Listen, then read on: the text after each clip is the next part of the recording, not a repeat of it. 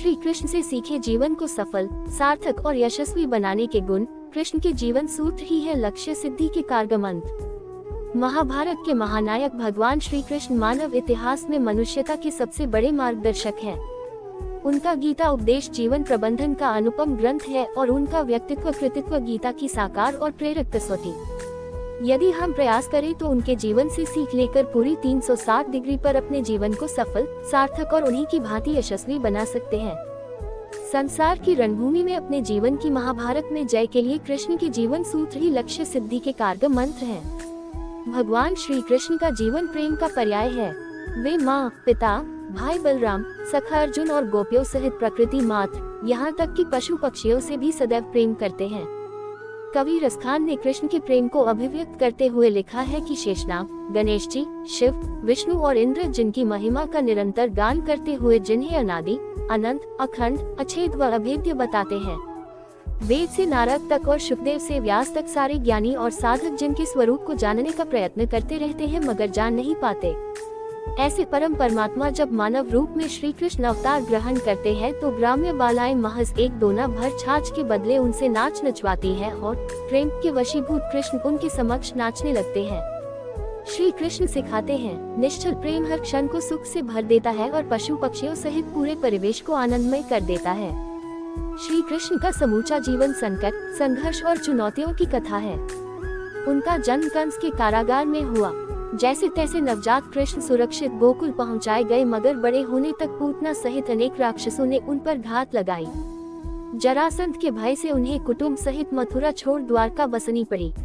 महाभारत का युद्ध हुआ जिसमें उनकी इकलौती बहन सुभद्रा के पुत्र अभिमन्यु की निर्मम हत्या हो गई। गांधारी ने कृष्ण को उनके कुलनाश का शाप दिया और कृष्ण की आंखों के सामने उनका सारा कुटुंब आपस में लड़कर मर गया।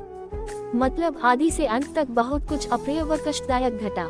बावजूद इसके कृष्ण की आंखों से कभी आंसू न निकले। हर प्रतिकूल परिस्थिति में कृष्ण सदैव मुस्कुराते ही रहे। ईश्वर होकर भी साक्षी भाव से दृष्टा बने, सब स्वीकारते हुए सहज बने रहे। श्री कृष्ण सिखाते हैं, जीवन में कितनी भी प्रतिकूल परिस्थिति क्यों न हो, उसका मुकाबला मुस्कुराते हुए ही करना चाहिए। श्री कृष्ण स्त्रियों को मान देने व उनकी रक्षा करने में सदैव अग्रणी हैं। भागवत पुराण के रास पंचाध्याय में निर्मल प्रेम के लिए वे गोपियों के प्रति कृतज्ञता ज्ञापित करते हैं तो जन्मदात्री माँ देवकी के साथ ही पालन करने वाली यशोदा की कृपा को पल पल सादर बखानते हैं। वे भीम को प्रेरित कर स्त्रियों को बंदी बनाए रखने वाले जरासंध का वध कराकर बंदी स्त्रियों को मुक्त कराते हैं। सखी द्रौपदी के मान की रक्षा के लिए चीर बढ़ाने का चमत्कार करते हैं तो अपने भांजे अभिमन्यु की मृत्यु के बाद उसकी विधवा उत्तरा का दुख दूर करने के लिए उसके मृत जन्मे पुत्र परीक्षित को पुनर्जीवित कर देते हैं। गुरु सांदीपनी की पत्नी की आज्ञा पर खोए हुए गुरुपुत्र को वापस लाकर गुरु दक्षिणा अर्पित करते हैं और क्रोधित गांधारी के कुलनाश संबंधी शाप को भी सिर झुकाकर स्वीकार लेते हैं, इसलिए कि कृष्ण स्त्री की महिमा को जानते और मानते हैं। श्री कृष्ण सिखाते हैं, जिस समाज में स्त्री का सम्मान और उसकी रक्षा होती है वही मंगलमय उन्नति कर पाता है।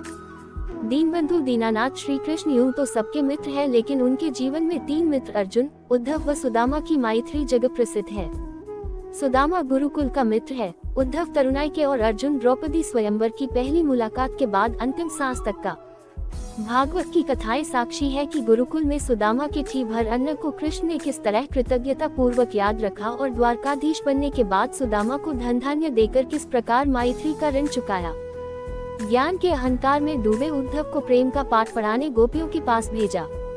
अर्जुन से अपने अनन्य प्रेम में कृष्ण इंद्र से भिड़ गए और खांडवन को जलने दिया। पहले शांतिदूत बनकर कौरव सभा में गए, फिर ईश्वर होकर भी महायुद्ध में मित्र के सारथी, संरक्षक व मार्गदर्शक बने। मित्र कर्मपद से विचलित हुआ तो गीता का उपदेश दिया और युद्ध में विजय के बाद मित्र कहीं अहंकारी न हो जाए, इसलिए युद्ध के बाद अनुगीता सुनाई।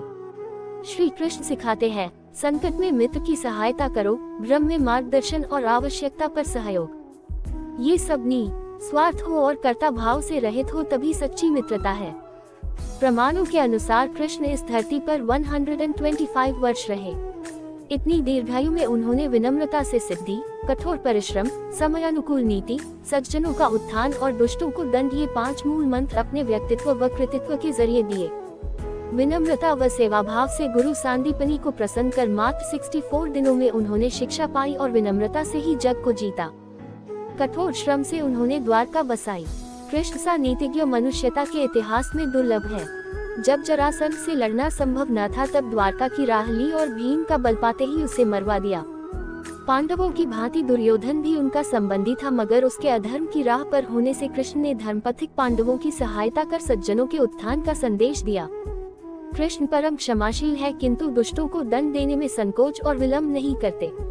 बचपन में अनेक राक्षसों के वध के अलावा कंस, शिशुपाल, शाल से लेकर उनकी प्रेरणा से किए गए दुर्योधन, दुशासन, कर्ण व शकुनी के वध उनकी इसी कल्याणकारी दंड नीति के उदाहरण हैं। अगर आपको मेरी ये कहानी अच्छी लगी हो तो प्लीज मेरे चैनल को सब्सक्राइब, लाइक और शेयर कर देना और बेल आइकन को प्रेस कर देना। धन्यवाद।